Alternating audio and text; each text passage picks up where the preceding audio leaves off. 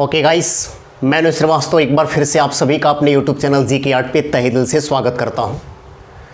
तो छात्रों, हम लोग सर्कुलेटरी सिस्टम के अंतर्गत ब्लड के बारे में जानकारी हासिल कर रहे थे और ब्लड से संबंधित जानकारियों को लेकर मैंने 4 वीडियो आपको बनाया था। जैसे कि आप सभी को पता है कि हमें ब्लड के बारे में 2 चीज़ पढ़ना होता है। एक तो ब्लड के कंपोनेंट के बारे में पढ़ना होता है कि ब्लड के अंदर क्या क्या पाया जाता है। जैसे मैंने इसके पहले जो वीडियो बनाया है 4 वीडियो, वो इसी को लेकर मैंने बनाया है कि ब्लड के अंदर क्या क्या चीज़ें पाई जाती हैं। तो आपको याद होगा कि ब्लड के अंदर प्लाज्मा होता है, ब्लड में आरबीसी होता है, ब्लड में डब्ल्यूबीसी होता है और ब्लड में प्लेटलेट्स होता है।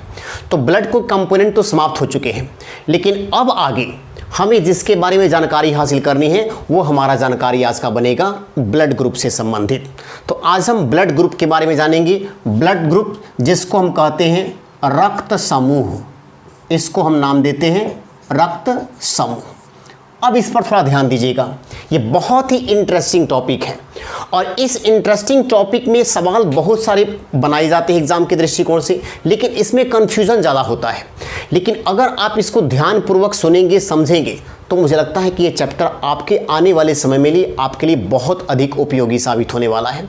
तो बस आप कंसंट्रेट होकर मेरी बातों को ध्यान से सुनिए कि मैं आपको क्या बताने जा रहा हूँ। सबसे पहला बात, अगर मैं आपसे पूछूं कि ये ब्लड ग्रुप कितने टाइप का होता है, कितने टाइप का ब्लड होता है, तो अधिकांश बच्चों का जवाब यही आएगा कि सर ब्लड ग्रुप 4 टाइप का होता है। कोई बच्चा कहेगा सर ब्लड ग्रुप 6 टाइप का होता है, कोई कहेगा 8 टाइप का होता है, कोई कहेगा 12 टाइप का होता है। लेकिन याद रखिएगा, हमें इस संसार में कितने टाइप के ब्लड ग्रुप है इसके बारे में जानकारी कहाँ है। ये हम नहीं जानते हैं कि ब्लड ग्रुप कितने टाइप का है। हम ये जानते हैं कि हम जो प्राणी हैं यानी मानव, उस मानव का ब्लड ग्रुप अगर पूछा जाए तो इसके बारे में हमको जानकारी रहती है। तो याद रखिएगा, मानव का ब्लड ग्रुप जिस सिस्टम के अंतर्गत पढ़ना होता है उस सिस्टम को हम कहते हैं एबीओ सिस्टम। एबीओ सिस्टम, मानव का ब्लड ग्रुप जिस सिस्टम के अंतर्गत पढ़ना है उसको हम कहते हैं एबीओ सिस्टम। और एबीओ सिस्टम के अंतर्गत जो ब्लड होता है वह कितने ग्रुप में बटा होता है? 8 ग्रुप में बटा होता है। ये 8 ग्रुप में होता है। तो इंसान जिसके बारे में कंपटीशन में प्रश्न पूछा जाएगा कि ह्यूमन का ब्लड ग्रुप कितने ग्रुपों में बटा होता है? 8 ब्लड ग्रुपों में। और हम लोग किस सिस्टम के अंतर्गत आते हैं? एबीओ सिस्टम के अंतर्गत आते हैं। उसी प्रकार से इस पूरे ब्रह्मांड में बहुत सारे सिस्टम होंगे। जैसे मैं आपसे पूछना चाहूँ कि क्या आप मुझे बता सकते हैं कि बकरी का ब्लड ग्रुप कितना होता है? आप बता सकते हैं कि गाय का ब्लड ग्रुप कितना होता है? जी नहीं। हम सिर्फ इंसानों के बारे में जानकारी हासिल रखते हैं। तो इंसानों के बारे में जानकारी जिस सिस्टम के अंतर्गत होता है उसको हम कहते हैं एबीओ सिस्टम। और इस एबीओ सिस्टम में ब्लड ग्रुप कितने टाइप का है?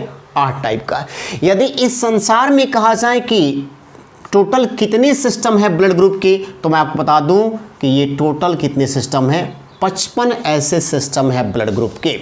अब देखिएगा, मान लीजिए कि एबीओ सिस्टम के अंतर्गत 8 ब्लड ग्रुप है, इन्हीं 55 में से एक है एबीओ सिस्टम होगा। लेकिन हो सकता है कोई एक ऐसा सिस्टम होगा जिसमें ब्लड ग्रुप 2 ही टाइप के होंगे, कोई ऐसा सिस्टम होगा जिसमें ब्लड ग्रुप 4 टाइप के होंगे, कोई ऐसा भी सिस्टम होगा जिसमें ब्लड ग्रुप 10 टाइप का होगा। तो ये सबके बारे में जानकारी हासिल हमें नहीं है।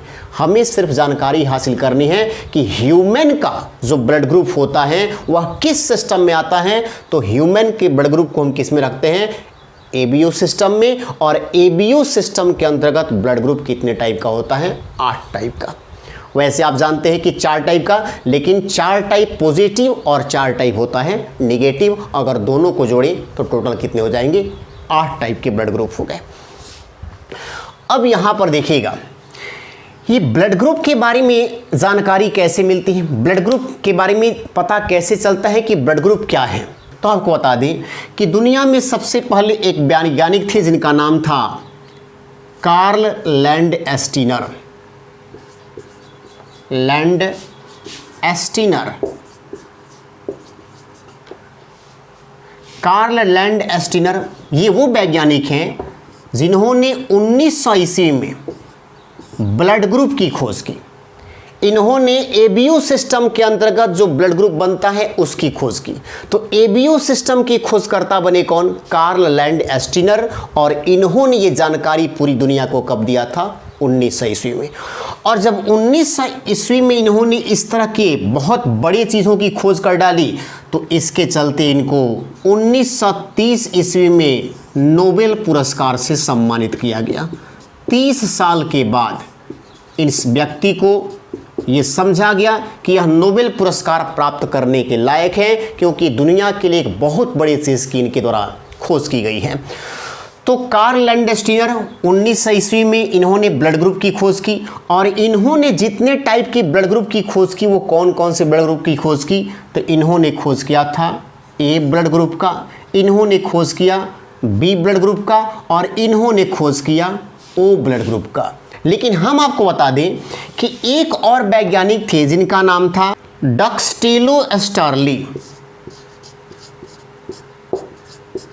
डक्सटेलो एस्टर्ली, ये एक और वैज्ञानिक, इनके द्वारा 1902 ईस्वी में एक और ब्लड ग्रुप की खोज किया गया, जिस ब्लड ग्रुप को हम क्या नाम देते हैं? एबी। AB blood group. तो याद रखेंगे 3 टाइप के ब्लड ग्रुप जो है कार्ल लैंड एस्टीनर के द्वारा खोजा गया। एबीओ किस सिस्टम के अंतर्गत? एबीओ सिस्टम के अंतर्गत। और ये खोज इन्होंने कब किया? 1900 ईस्वी में। और इसके चलते इनको 1930 में कौन सा पुरस्कार मिला? नोबेल पुरस्कार मिला।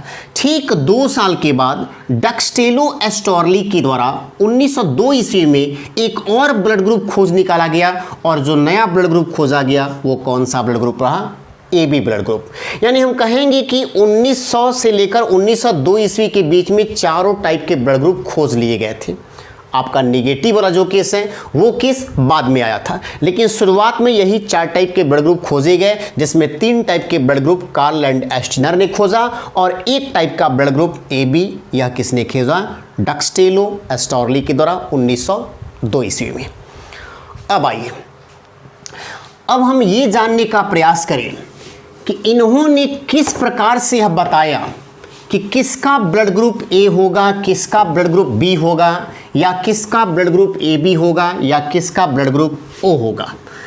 तो मैं आपको बता दूं कि ह्यूमन ब्लड में 2 प्रकार के पार्टिकल्स पाए जाते हैं।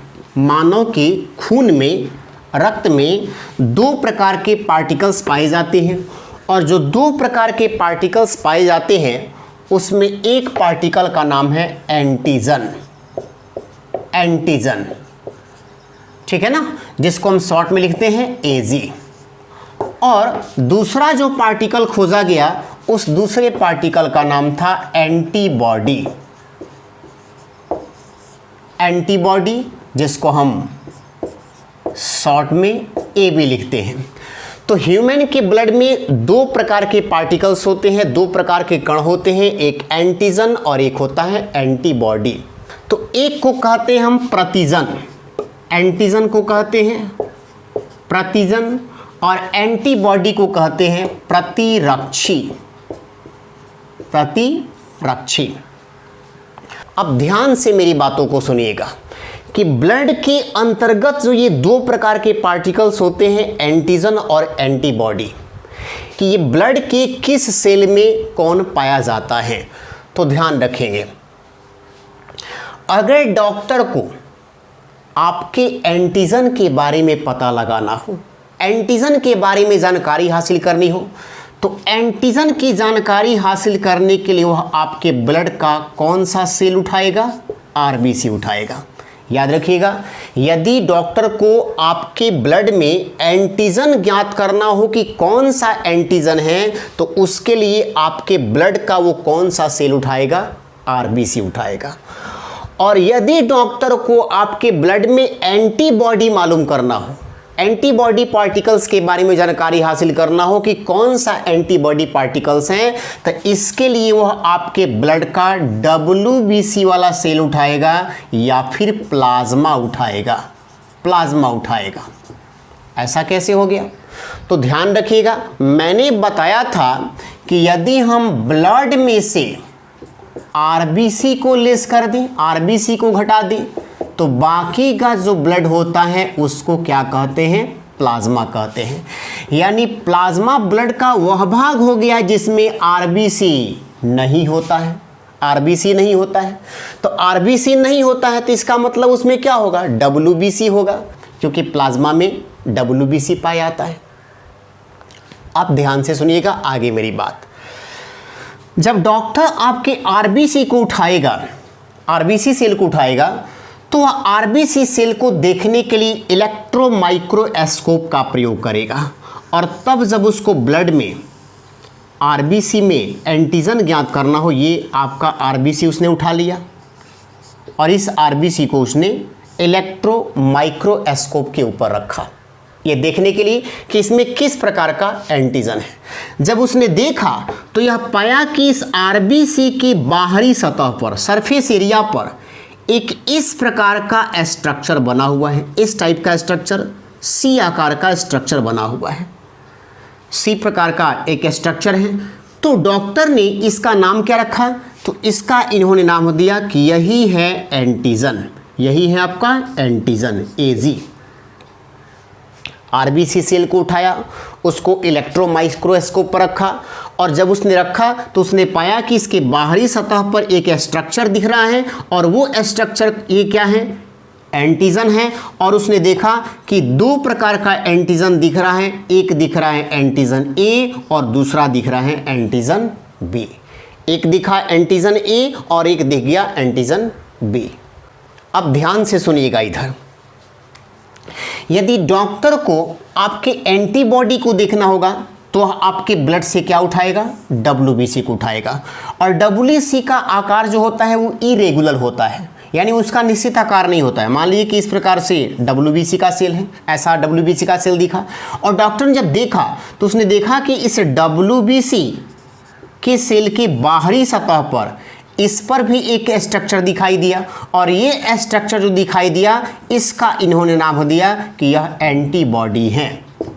और इसने देखा कि एंटीबॉडी भी दो टाइप के दिखाई दिए, एक एंटीबॉडी ए और एक एंटीबॉडी बी।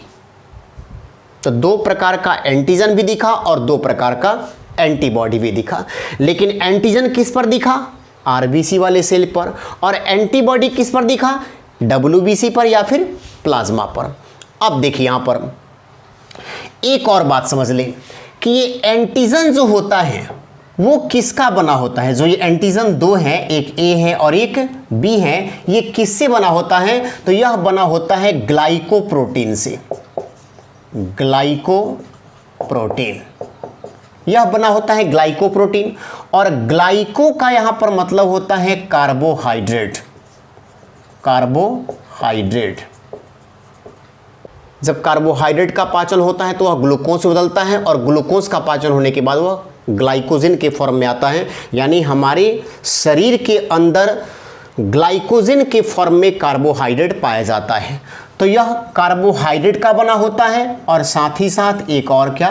प्रोटीन का बना होता है। तो यह कार्बोहाइड्रेट और प्रोटीन का बना हुआ मॉलिक्यूल होता है जिसका नाम क्या है?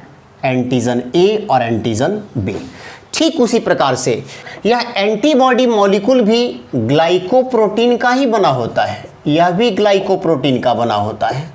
इसका मतलब ये हो गया कि यह भी कार्बोहाइड्रेट के मिलने से और प्रोटीन के मिलने से बना हुआ है। यहां पर जो मैं बात बताने रहा हूं उसको ध्यान से समझिएगा। कैसे आपको मालूम चलेगा कि किस व्यक्ति का कौन सा ब्लड ग्रुप है? तो एकदम गौर से सुनिएगा हम क्या बात बताने जा रहे हैं।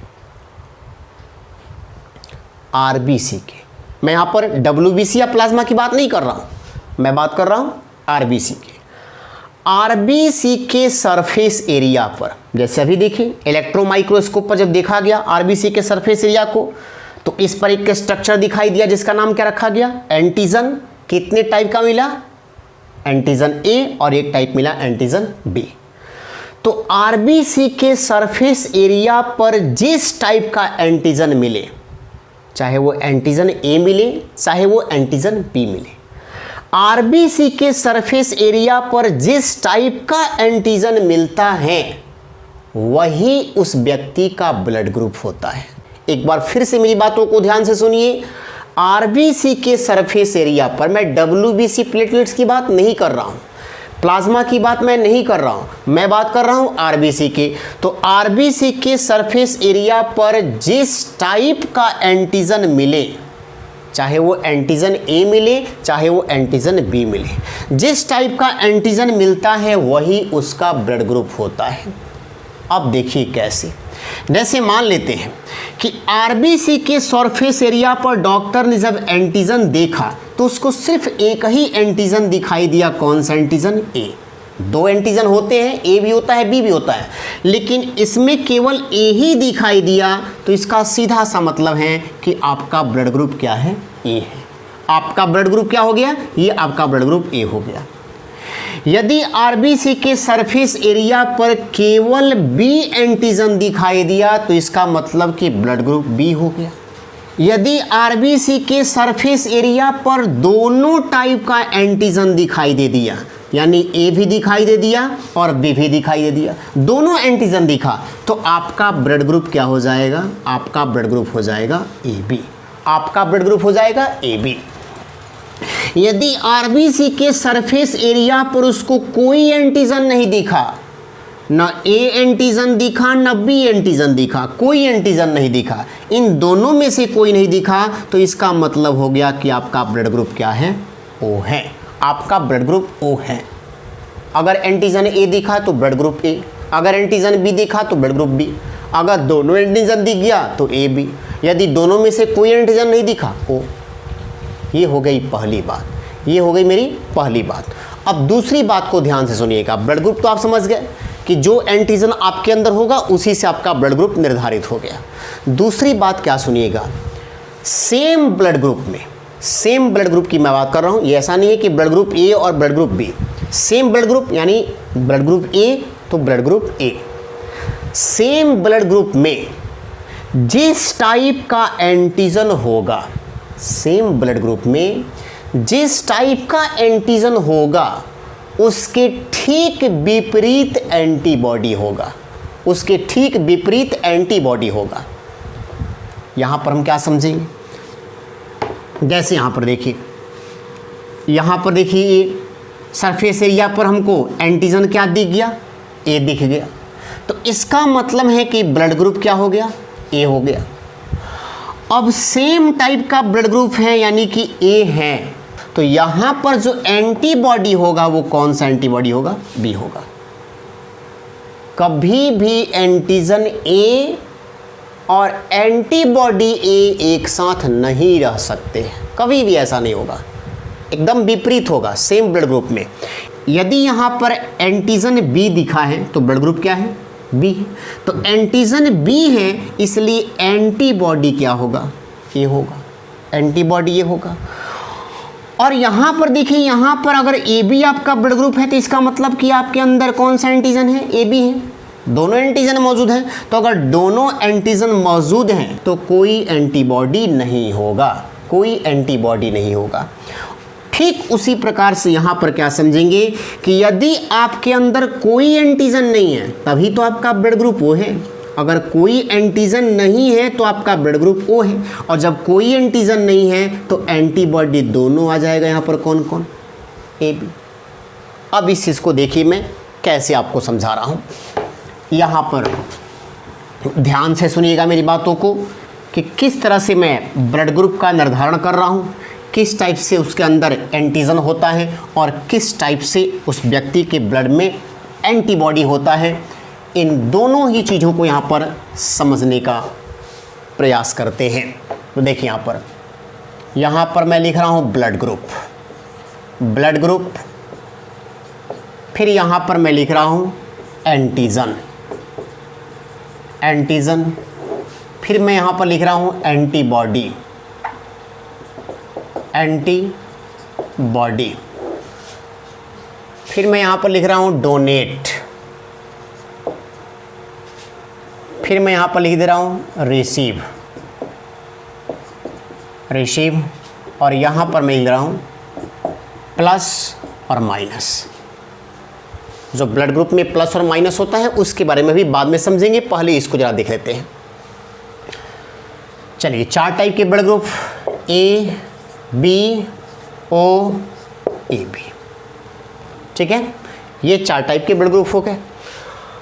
अब देखिए मैंने क्या बताया था कि अगर जो है आरबीसी के सरफेस एरिया पर एंटीजन ए दिखा तो ब्लड ग्रुप ए है, यदि आरबीसी के सरफेस एरिया पर एंटीजन बी दिखा तो ब्लड ग्रुप बी है, यदि आरबीसी के सरफेस एरिया पर कोई भी एंटीजन नहीं दिखा तो ब्लड ग्रुप ओ है, और यदि आरबीसी के सरफेस एरिया पर दोनों ही एंटीजन दिखा तो ब्लड ग्रुप ए बी है, ब्लड ग्रुप ए बी है।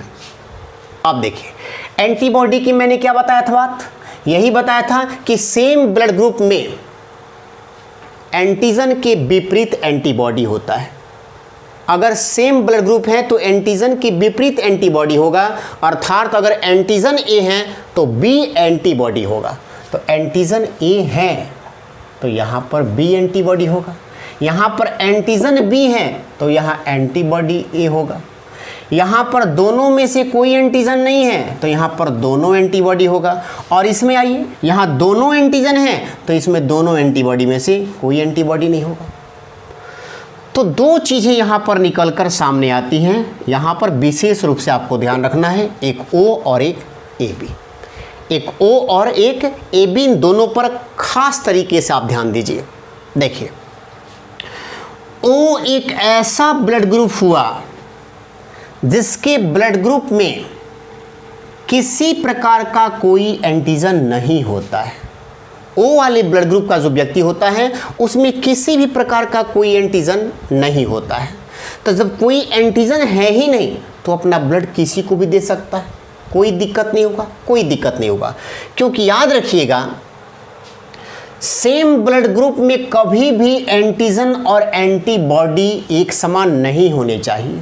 अगर एक समान हो गए तो ब्लड तुरंत जम जाएगा और जमने के साथ ही व्यक्ति की मौत हो जाएगी, व्यक्ति की मौत हो जाएगी। इसलिए सेम ब्लड ग्रुप वाले में हमेशा एंटीजन और एंटीबॉडी विपरीत होना चाहिए, हमेशा विपरीत होना चाहिए। अगर ब्लड ग्रुप ए है तो एंटीजन ए है, इसलिए एंटीबॉडी बी होना चाहिए। कभी भी ऐसा नहीं हो सकता है कि ए एंटीजन है तो साथ में ए एंटीबॉडी भी आ जाए। अगर सेम हो गया तुरंत ब्लड जमेगा और उस परिस्थिति में व्यक्ति की तत्काल मौत हो जाएगी। ये कभी भी नहीं हो सकता है, जब भी होगा दोनों विपरीत होगा। अब यहाँ पर ध्यान दीजिए, चूंकि ओ वाले ब्लड ग्रुप के अंदर किसी प्रकार का कोई एंटीजन है ही नहीं, जब कोई एंटीजन नहीं है तो अपना ब्लड किसी को भी दे सकता है, किसी को भी देगा तो कोई समस्या नहीं होगी, किसी को भी देने पर ब्लड में कोई समस्या नहीं होगी। अभी हम निगेटिव पॉजिटिव नहीं समझ रहे हैं, अभी केवल हम ये दिख रहे हैं कि कौन किसको ब्लड दे सकता है। तो वो अपना ब्लड किसी को क्यों दे सकता है, क्योंकि ओ के अंदर किसी प्रकार का कोई एंटीजन नहीं है, और जब एंटीजन ही नहीं है तो किसी के ब्लड के साथ रिएक्शन करने का कोई चांस ही नहीं है। इसीलिए अपना ब्लड किसी को दे सकता है, और जब किसी को दे सकता है तो इसको हम कह सकते हैं यूनिवर्सल डोनर। इसको हम क्या कहेंगे, यूनिवर्सल डोनर, यानी सर्वदाता, सर्वदाता जो किसी को भी अपना ब्लड दे सके। अब आइए देखिए ए बी वाले में, ए बी एक ऐसा ब्लड ग्रुप है जिसमें कोई एंटीबॉडी नहीं है, कोई एंटीबॉडी नहीं है। अगर कोई एंटीबॉडी हमारे अंदर नहीं है तो हम अपना ब्लड किसी से भी ले सकते हैं, किसी से भी ब्लड ले सकते हैं। तो ये अपना ब्लड किसी से भी ले सकता है, इसीलिए ए बी को कहा जाता है यूनिवर्सल रिसीवर, यूनिवर्सल रिसीवर। इसको हम कहते हैं यूनिवर्सल रिसीवर, यानी सर्वग्राही, जो किसी से भी ब्लड ले ले। तो ओ ब्लड ग्रुप एक ऐसा ब्लड ग्रुप हो गया जो सर्वदाता है, किसी को भी ब्लड दे सकता है, और ए बी एक ऐसा ब्लड ग्रुप है जो किसी से ब्लड ले सकता है। ओ किसी को ब्लड ग्रुप इसलिए दे सकता है क्योंकि ओ के अंदर कोई एंटीजन नहीं है, और ए बी अपना ब्लड किसी से इसलिए ले सकता है क्योंकि ए बी में कोई एंटीबॉडी नहीं। अब देखिए यहाँ पर ध्यान दीजिएगा बातों को। अगर डोनेट करने की बात आ गई ब्लड की, कि ब्लड किसको दे सकते हैं, तो जैसे मैंने बताया कि वो अपना ब्लड ग्रुप किसी को भी दे सकता है, यानी यह ए ग्रुप वाले को भी दे सकता है, बी ग्रुप वाले को भी दे सकता है, ए बी ग्रुप वाले को भी दे सकता है, और ओ ग्रुप वाले को भी दे सकता है, या अपना ब्लड किसी को भी दे सकता है। उसी प्रकार से देखिए ए बी, अगर मैं ए बी की बात करूं तो मैंने बताया कि ए बी के अंदर कोई एंटीबॉडी नहीं है, तो ये अपना ब्लड किसी से भी ले सकता है। तो चलिए रिसीव करने वाले में देखें, लेने वाली बात यहाँ पर हो रही है, तो यह अपना ब्लड किसी से भी ले सकता है, अर्थात ए बी ए से भी ले सकता है, बी से भी ले सकता है, ए बी से भी ले सकता है और ओ से भी ले सकता है, ओ से भी ले सकता है। लेकिन जब बात ब्लड लेने की होगी ओ की, कि ओ ब्लड किससे लेगा, देने के लिए तो सबको दे देगा, लेकिन लेगा केवल किससे, तो यह केवल ओ से ही अपना ब्लड ले सकता है, ओ से ही अपना ब्लड ले सकता है, दूसरे किसी भी ब्लड ग्रुप वाले से यह ब्लड नहीं ले सकता है।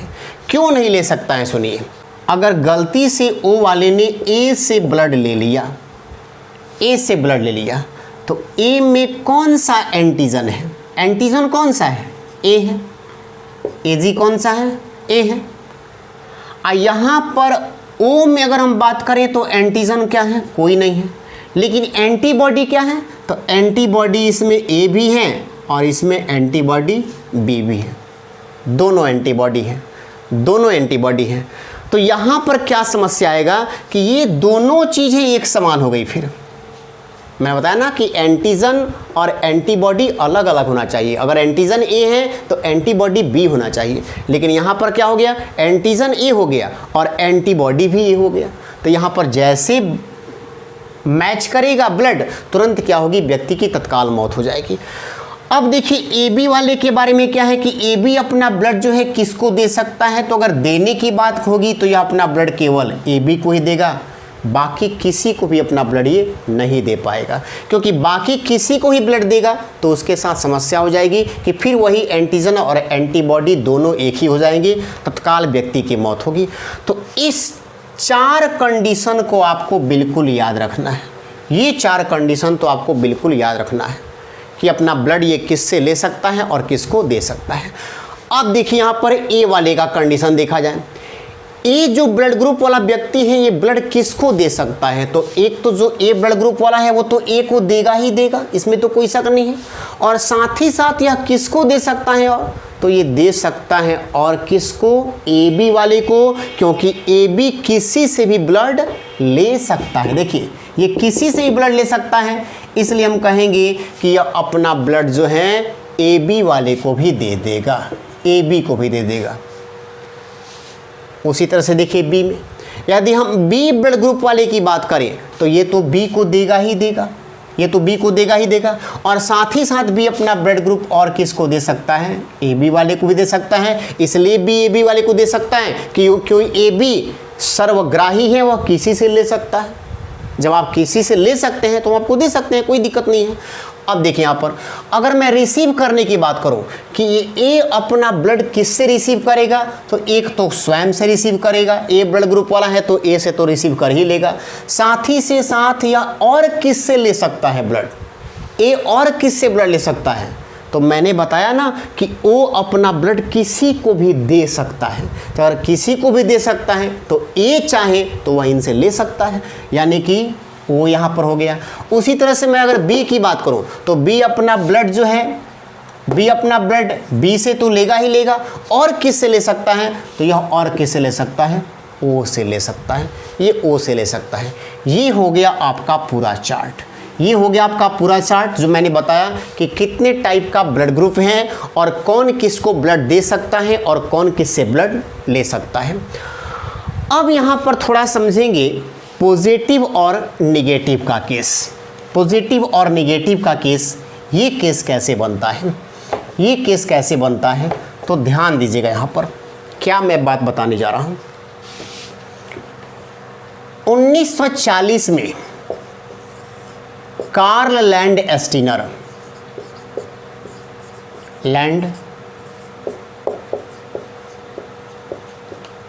लैंडस्टीनर और एक और वैज्ञानिक थे विनर, कार्ल लैंडस्टीनर और विनर, इन दोनों वैज्ञानिकों ने एक और एंटीजन का पता लगाया, और जो एंटीजन इनके द्वारा खोजा गया वो और एक एंटीजन कौन था, एंटीजन डी। एंटीजन डी का इन्होंने पता लगाया। देखिए कितनी बड़ी बात है, 1930 में इस बंदे को नोबेल पुरस्कार मिला था, फिर भी शांत नहीं हुआ। और 1940 में जाते जाते इसने एक और एंटीजन खोज निकाला जिसका नाम इसने क्या रखा, एंटीजन डी। अब ये खोजा किस में, तो यह खोज इन्होंने किया एक रीसस बंदर में। रीसस बंदर, ये रीसस जो मंकी है, आप ये ध्यान दीजिएगा कि रीसस बंदर का नाम नहीं है, ये बंदर की एक प्रजाति होता है।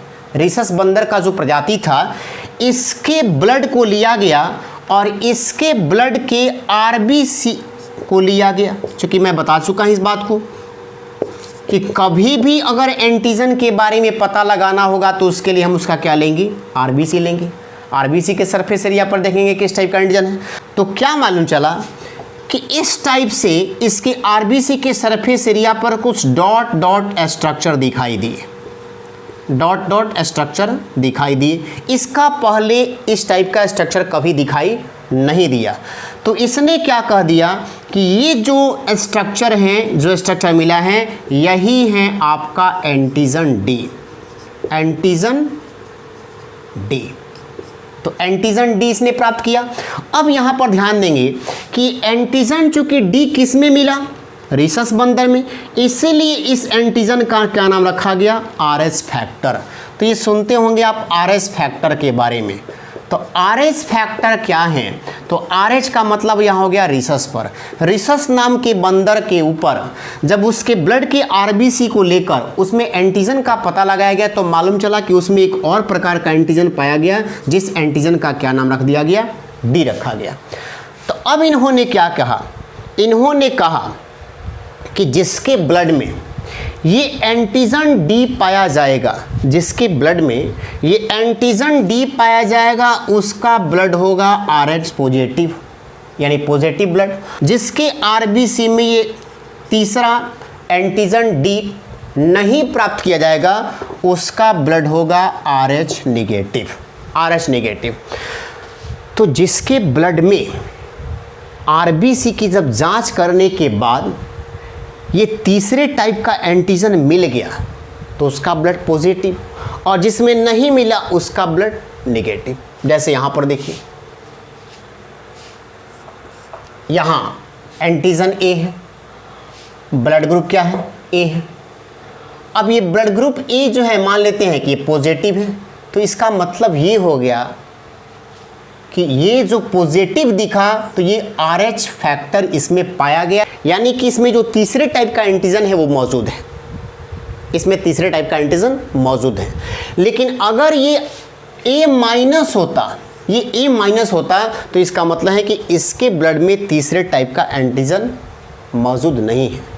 तो रीसस बंदर वाला जो एंटीजन है अगर आपके ब्लड में है तो आपका ब्लड पॉजिटिव, और यदि रीसस बंदर वाला जो एंटीजन आपके ब्लड में नहीं है तो आपका ब्लड नेगेटिव। अब देख लें कैसे, पॉजिटिव के केस में और नेगेटिव के केस में भी अब हमको इस बात का ख्याल रखना पड़ता है कि ब्लड अगर हम डोनेट करें, किसी व्यक्ति को ब्लड दें, तो पॉजिटिव और नेगेटिव का भी ख्याल रखें, क्योंकि अगर ऐसा नहीं करेंगे तब भी समस्याएं खड़ा होगा, तुरंत ब्लड का क्लॉट होगा और उस परिस्थिति में व्यक्ति की मौत हो जाएगी, तब भी व्यक्ति की मौत हो जाएगी। तो हम इस बात को अगली क्लास में समझने का प्रयास करेंगे कि पॉजिटिव वाला अपना ब्लड किसको देगा और पॉजिटिव वाला ब्लड अपना किससे लेगा। ठीक है, तो मिलते हैं हम अगली क्लास में। धन्यवाद।